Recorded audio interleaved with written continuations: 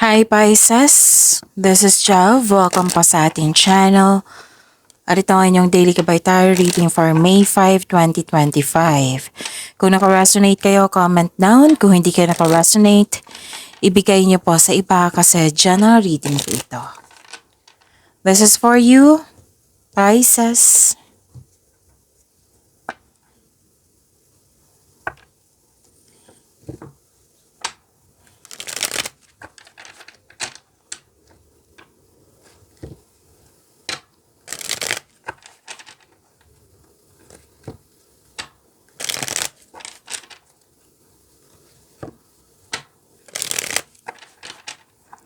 Para po ito sa inyo, Pisces.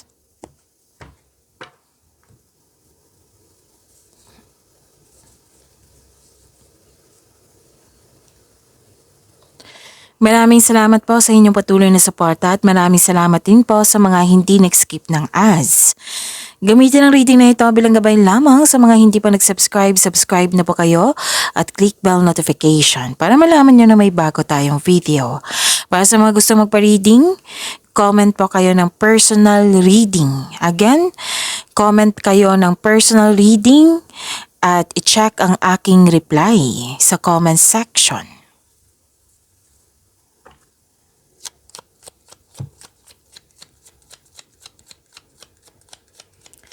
Spirits Guide, mga ganap po para kay Pisces. I need 3 cards po.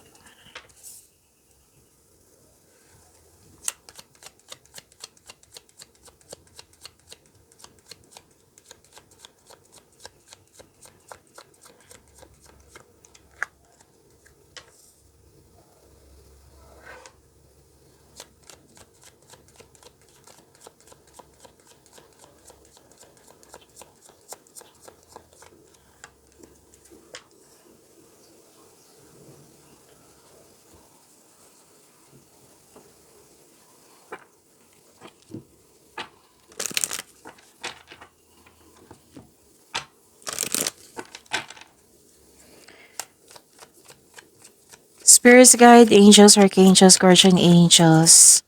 Message pa para kay Pisces.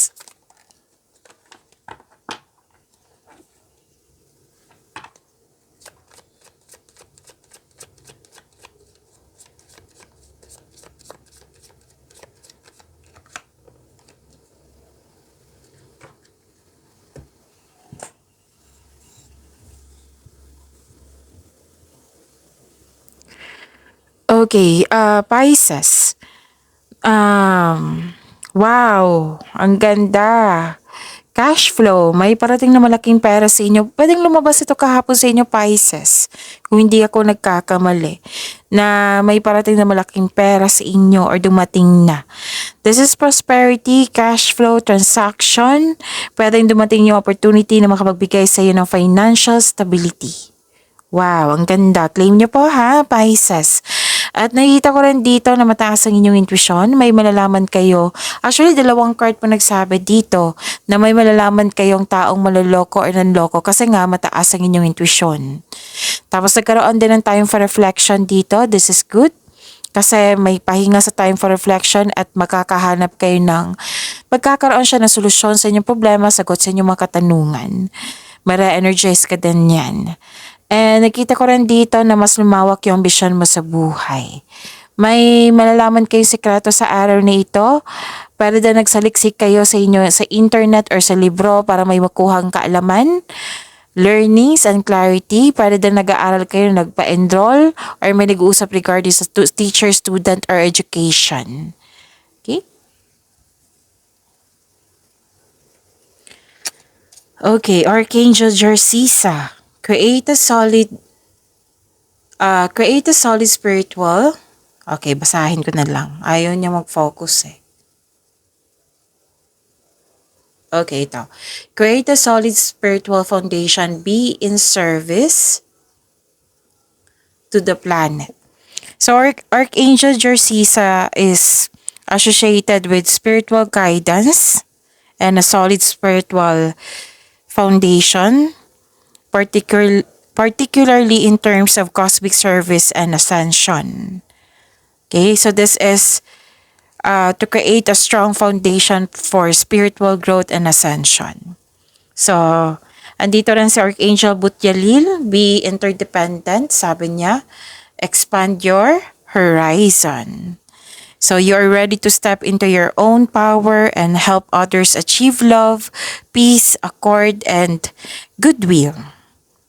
You are being called to encourage others to find the strength within themselves to heal themselves.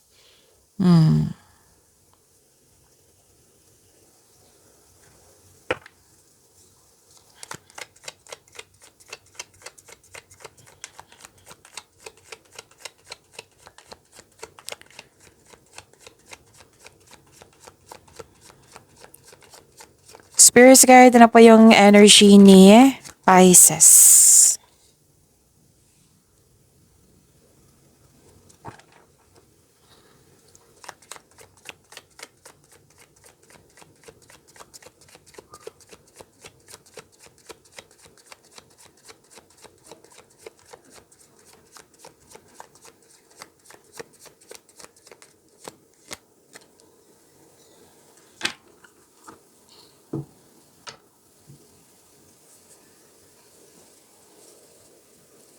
Kung may narinig kayo or may nakita kayong repeating message, Pisces, like for example, nanood kayo ngayon ng inyong May 4 video reading, tapos may napansin kayo ngayon na repeating message sa May 4 and May 5, may repeating message. Yun po yung pinupush ng course nyo na kailangan nyo bigyan ng atensyon, solusyon at aksyon kung maaari po. So ano yung energy ni Pisces? Maingay po yung kapitbahay namin ha. I don't know kung bakit siya maingay. Mhm. Okay, so focus tayo ha. Naging patient po daw kayo sa isang tao or sa isang bagay. Pero din sa isang sitwasyon. May tao dito na matigas ang ulo, mahirap kausap. Tapos may humihingi din ng atensyon sa iyo. Pwedeng kayo ang humihingi ng atensyon or yung tao humihingi ng atensyon sa iyo. Seeking first attention. Yan yung nakikita ko. So this card asks you na huwag kayong mag-surrender, huwag kayong susuko, gaano man kahirap ang mga pagsubok. May mataas ang ego dito ha. So kaya ninyo, habaan niyo po yung pasensya nyo. Huwag kayong mag-give up. Move forward kayo. Kung may tatapusin kayong trabaho dyan, then go ahead. Tapusin nyo.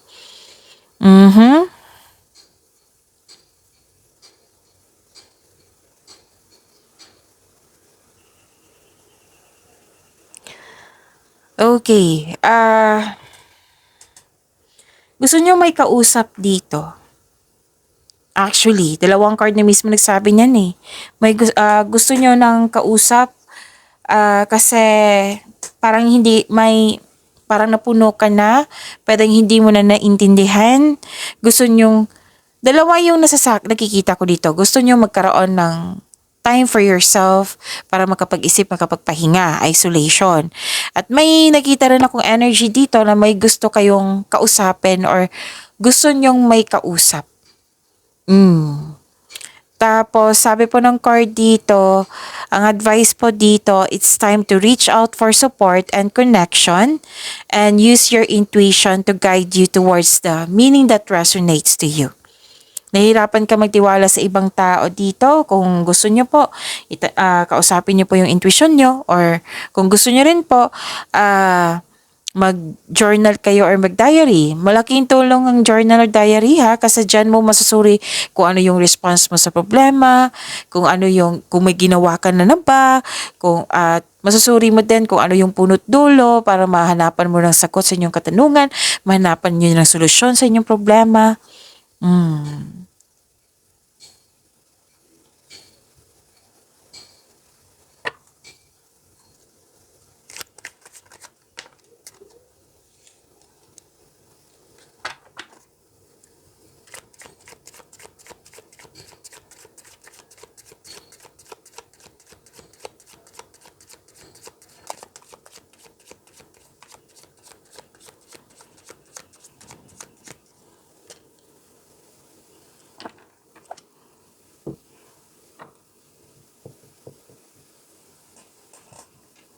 Okay, this is about your career and money, Pisces.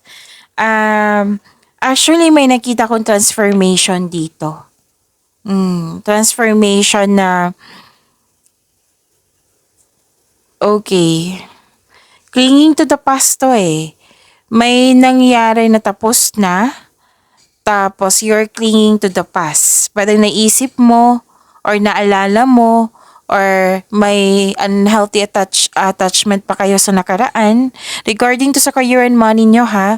So yun, may ayaw mo sa pagbabago kasi nga transformation, pagbabago po iyan.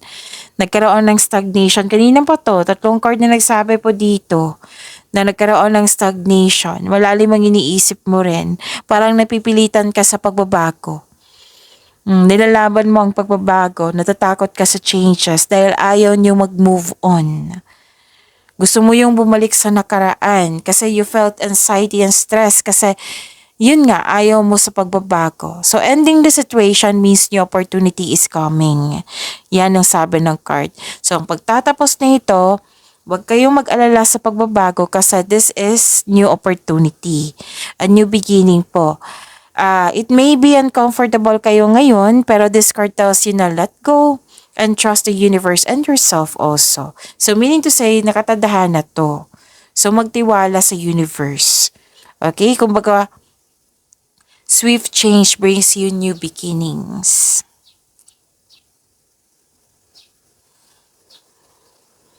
Ang ganda. Granted yung manifestation nyo. Claim nyo po.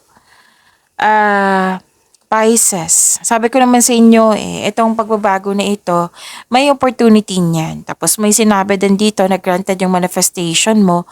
So you deserve this, pangyayari. So this is solid beginning ha. Huwag kayong mag-alala, tanggapin niyo po yung beginning niyo yan. I-embrace niyo po yung pagbabago. Kasi ito granted yung manifestation niyo. Ang ganda ng transformation. So may parating na masaganang panimula sa trabaho mo, negosyo mo. Mag-ingat po daw kayo sa paggawa ng plano para magtagumpay ito. So gagawa kayo ng plano. Siguraduhin konkretong plano yan para magiging confident kayo. Mawala na yung doubt, hesitation, para magtagumpay ito. Sabi po ng card. At ang ilan sa inyo, dinedevelop nyo yung hobbies nyo, yung skills nyo, para pandagdag income. So, you are very to talk sa inyong trabaho, sa inyong negosyo. You are putting effort without rushing. This is good. Hindi ka nagmamadali. May nakita rin ako ditong natanggap ang iyong application. Pwedeng application to sa trabaho, application sa scholarship, loan application, ano pa ba? Basta may application na natanggap kayo. Pwede din some of you kakasimula lang sa trabaho or sa negosyo. Ang advice ng card nyo dito, mensahe po ng card nyo po, patuloy mo lang magsumikap. Patuloy mo lang ang pagsisikap, tutukan mo ito kasi magkakaroon po ito ng self and financial growth. Yan ang sabi ng card nyo po. Diba? So, mas magiging inspired kayong niyan sa inyong bagong simula kasi ang ganda ng mensahe ng card nyo na magkakaroon ng self and financial growth. Basta patuloy mo lang magsumikap. Okay? So, diba? Ang ganda. So, claim nyo po. Huwag kayong maghinaya sa new beginning kasi this is change for the better. Ang ganda ng naghihintay sa'yo. Pisces.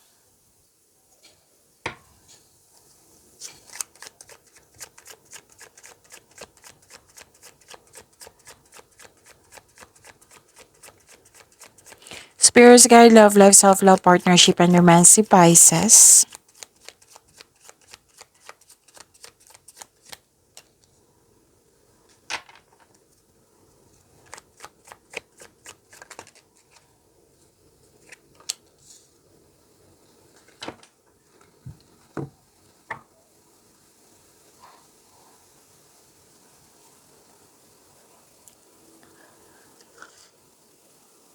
Okay. Wow! Ang ganda, Pisces. Dalawang card na mismo nagsabi dito, granted talaga yung manifestation nyo. So you deserve this. Ang ganda, Pisces. Dalawang card ni mismo ha. Wow. And naging creative kayo ngayon. Expect na magiging busy kayo. Gamit na gamit yung skill mo ngayon. Nagkaroon din ng adaptation. Ito na. Natanggap nyo na yung pagbabago. You're very confident dito. At some of you nag-manifest ng wonderful relationship. Sa mga single ka man, may relasyon sa buhay mag-asawa. So, sabi ng card dito, magagrant yung gusto mo. Yung manifestation mo. Pay attention kayo sa pagbalance sa inyong emotion with your thoughts while remaining grounded and passionate para ma-attract mo yung green flag na tao. Oo. So, yun. Ang ganda. You can make your imagination real. Basta panatilihing maging positivity, more on positivity. Oo, magtiwala. Tapos, please know that you are divinely guided. With the divine assistance, all things are possible. Diba? Ang ganda? So, may parating na blessings. Yes, and you deserve this. Okay.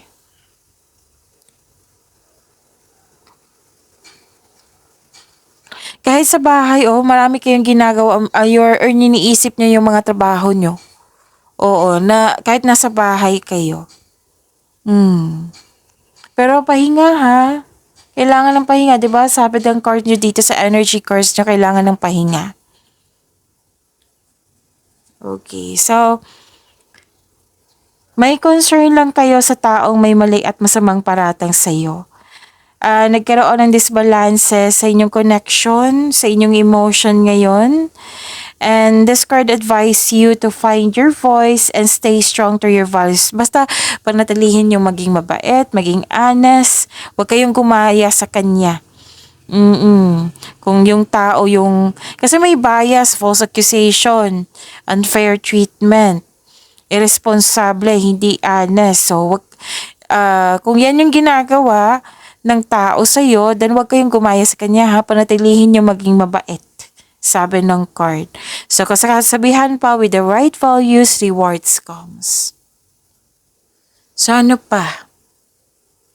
Huwag kayong mag-alala. Kung nagkaroon ng disbalance, at the end of the day, magiging balance din ito. Magkakaroon ng moderation, pwedeng may magbigay ng tulong sa'yo, pwedeng na-realize mo rin. Oo, you're now focused on katahimikan. Magkakaroon siya ng moderation. If you're single, wag pilitin na magbuo kayo ng relasyon.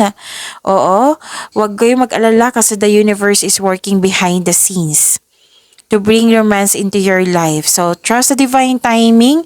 May tao talagang nakatadhana sa iyo. Sa mga may relasyon sa buhay mag-asawa, may emotional intense na mangyayari. Ang taas ng trust level nyo sa isa't isa. And this may lead to the next level sa inyong relasyon. So, seek balance and create a calm atmosphere. Dalawang card na mismo nagsabi dito that you are divinely guided.